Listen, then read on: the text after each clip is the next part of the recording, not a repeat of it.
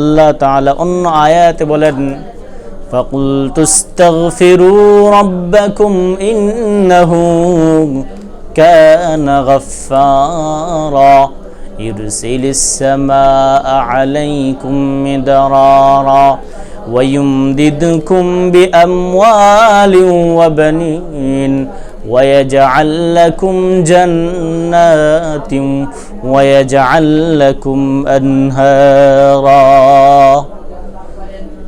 ইস্তাগফিরু রাব্বাকুম, তোমরা তোমাদের প্রতিপালকের কাছে ইস্তিগফার করো, ক্ষমা চাও, ক্ষমা প্রার্থনা করো। ইন্নাহু কানা গাফফারা, নিশ্চয়ই তোমাদের প্রতিপালক ক্ষমাশীল, তিনি মাফ করেনওয়ালা, তিনি ক্ষমা করেন। তোমরা ইস্তিগফার পড়ো, তোমাদেরকে তিনি ক্ষমা করে দেবেন। ইরসিলিস সামাআ আলাইকুম মিদরারা, তিনি তোমাদের উপর প্রচুর বৃষ্টি নাজিল করবেন, বৃষ্টি বর্ষণ করবেন। বৃষ্টির কারণে তোমাদের ফসল ভালো হবে, পরিবেশ ভালো থাকবে, সমস্ত প্রাণী সুখে শান্তিতে থাকবে, গাছপালা তরুলতা সবুজ শ্যামলে ভরে যাবে।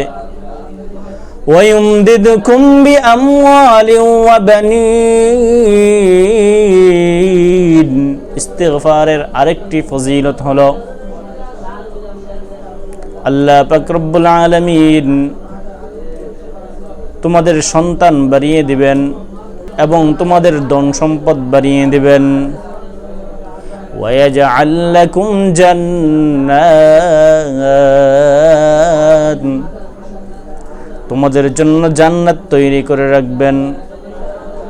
মৃত্যুর পর সাথে সাথে জান্নাতে প্রবেশ করবে। ওয়াজআল লাকুম আনহারা, এবং নদী নালা, দুধের নহর, মধুর নহর, শরাবের নহর, বিভিন্ন রকমের নহর, বিভিন্ন সুস্বাদুর নহর আল্লাহ পাক রব্বুল আলামিন তোমাদের জন্য তৈরি করে রাখবেন।